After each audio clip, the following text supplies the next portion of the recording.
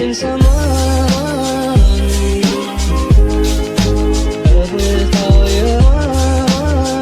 Semua orang di dunia ini pasti memiliki fantasi seksual yang berbeda-beda. Namun, tak jarang, fantasi-fantasi tersebut mengarah ke penyimpangan seksual yang berisiko dan membahayakan. Contohnya masokisme. Seorang masokis atau orang yang menyukai masokisme mendapatkan kepuasan seksual ketika dirinya disakiti secara fisik atau psikis oleh pasangannya. Sebenarnya, seberapa berbahayakah kondisi ini dan apakah perlu pengobatan khusus? Simak penjelasan selengkapnya. Ya. Masokisme adalah kecenderungan seseorang untuk mendapatkan kesenangan atau kepuasan dari rasa sakit yang ia alami.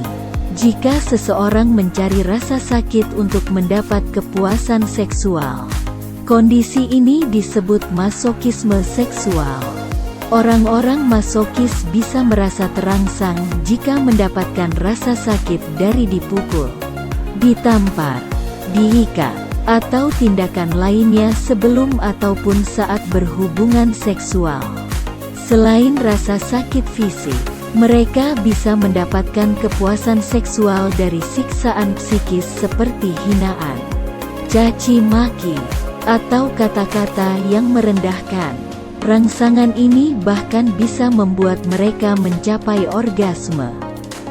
Perilaku masokis tergolong sebagai parafilia alias penyimpangan seksual. Parafilia merupakan berbagai dorongan serta perilaku tidak wajar atau menyimpang untuk membangkitkan gairah seksual seseorang. Namun, perlu diketahui bahwa masokisme biasa atau seksual masochism berbeda dengan gangguan masokisme seksual atau seksual masochism disorder. Orang dengan masokisme menikmati rasa sakit, tapi tidak terganggu olehnya. Meski mereka membutuhkan rasa sakit untuk bisa mendapatkan kepuasan seksual, hal ini tidak mengganggu kehidupan seksual mereka. Selain itu, mereka juga masih mampu mengendalikan pikiran dan keinginannya. Sementara itu, gangguan masokisme seksual menyebabkan kecemasan berlebih, rasa malu, stres, dan pikiran yang penuh oleh ide masokis. Kondisi ini berlangsung selama berbulan-bulan dan mengganggu kehidupan sehari-hari.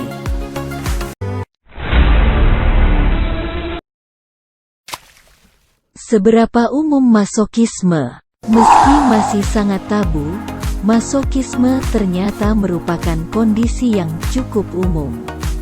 Fenomena penyimpangan seksual ini juga telah dikaji dalam beberapa studi.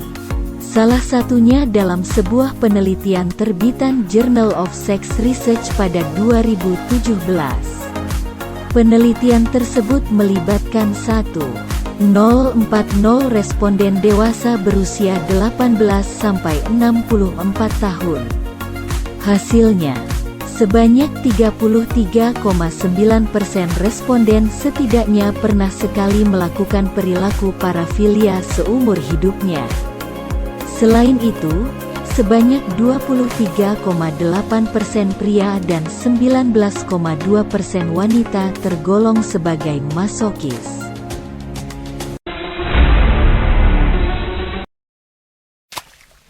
Gejala gangguan masokisme seksual. Orang yang senang menerima kekerasan saat berhubungan seksual belum tentu bisa dikategorikan mengalami gangguan masokisme seksual.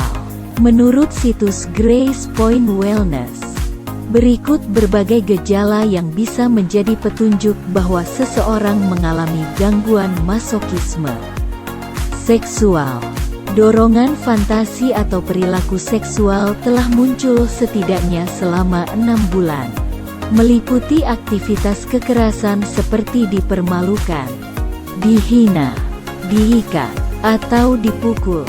Dorongan fantasi atau perilaku seksual tersebut cukup mengganggu aspek kehidupan lain, seperti pekerjaan dan hubungan sosial. Perilaku seksual masokisme ini biasanya sudah bisa terlihat dan terdiagnosis sejak usia dewasa awal. Bahkan kadang-kadang dimulai dari usia anak-anak.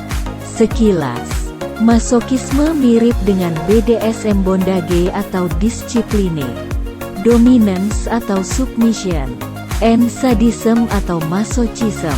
Aktivitas seksual yang termasuk dalam praktik ini umumnya meliputi kekerasan fisik, psikis, dan verbal dengan persetujuan kedua pihak. Hanya saja, BDSM melibatkan dua orang yang sama-sama menikmati kekerasan fisik dan verbal ketika melakukan hubungan intim. Pasangan yang melakukan BDSM terbagi menjadi dua peran, yaitu dominan dan submisif.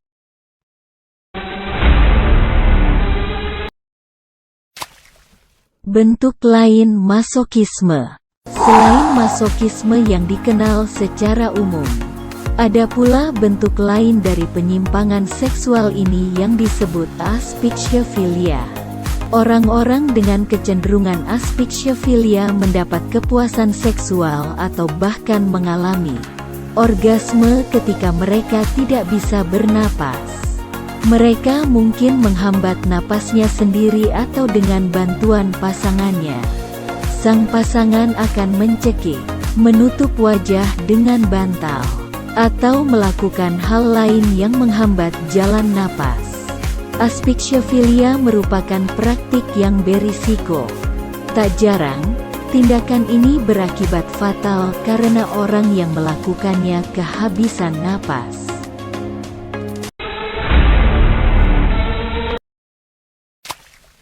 Penyebab seseorang menjadi masokis.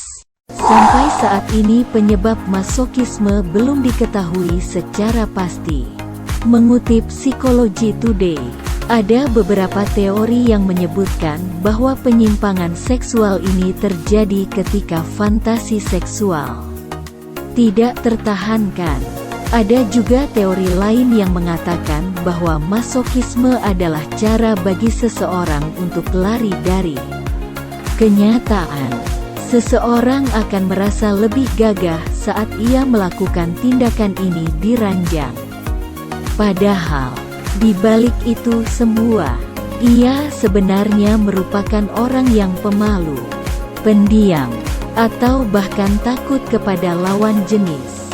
Dengan menjalankan peran sesuai dengan fantasi seksualnya, orang-orang yang tergolong masokis ini merasa menjadi pribadi baru yang berbeda. Selain itu, sejumlah teori psikoanalisis menduga bahwa perilaku masokis ini berkaitan dengan trauma masa kecil. Misalnya pelecehan seksual atau pengalaman masa kecil yang berhubungan dengan kasus parafilia lainnya.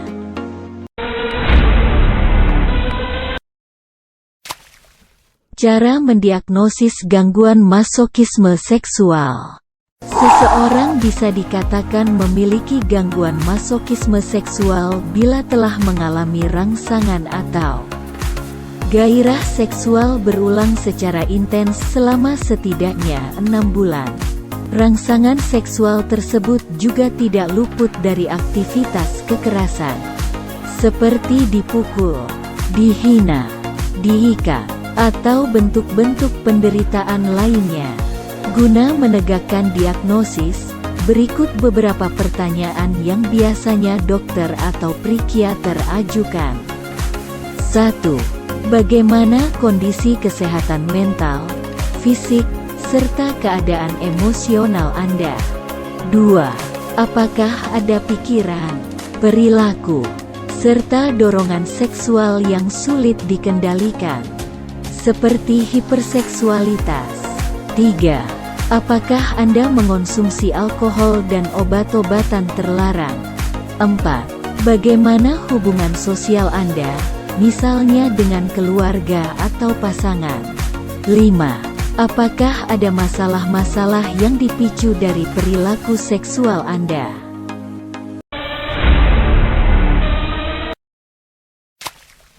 Psikoterapi. Psikoterapi bertujuan untuk mengetahui faktor-faktor yang membuat seseorang senang menerima rasa sakit dari pasangan seksualnya. Terapis nantinya akan membantu pelaku mengubah pola pikir saat berhubungan seks dan berupaya memunculkan empati dalam diri seorang masokis. Perubahan pola pikir ini bertujuan untuk mengubah keyakinan pasien bahwa perilaku seks yang ia lakukan selama ini salah, berbahaya, dan tidak boleh dilakukan.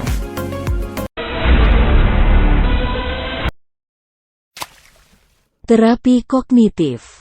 Penyimpangan seksual yang satu ini juga bisa ditangani dengan terapi kognitif. Terapi kognitif membantu pasien mengelola hasrat seksual mereka dengan cara yang lebih sehat.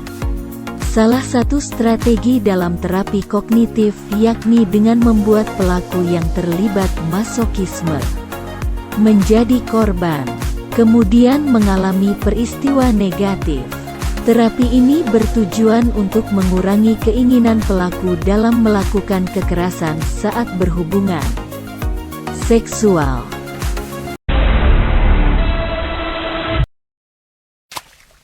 Terapi psikodinamik. Terapi psikodinamik mengaitkan kenangan dan konflik masa lalu yang mungkin tidak Anda sadari tetapi turut berperan dalam memunculkan perilaku masokis. Metode ini akan membantu mengungkap pengaruh masa awal anak-anak terhadap kebiasaan pelaku masokis saat ini. Selain itu, terapi psikodinamik turut membantu menggali faktor saat ini yang turut memicu munculnya kecanduan terhadap seks.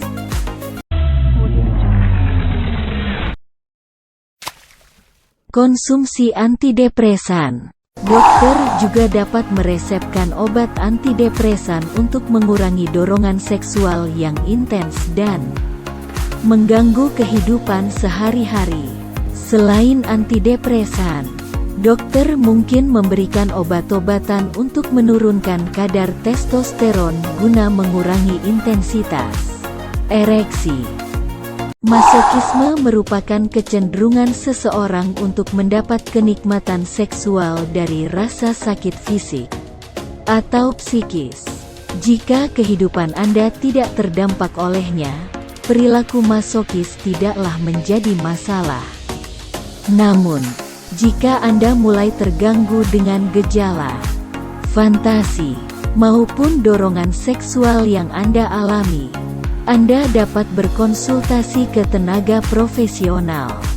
Jangan lupa like, share dan subscribe ya.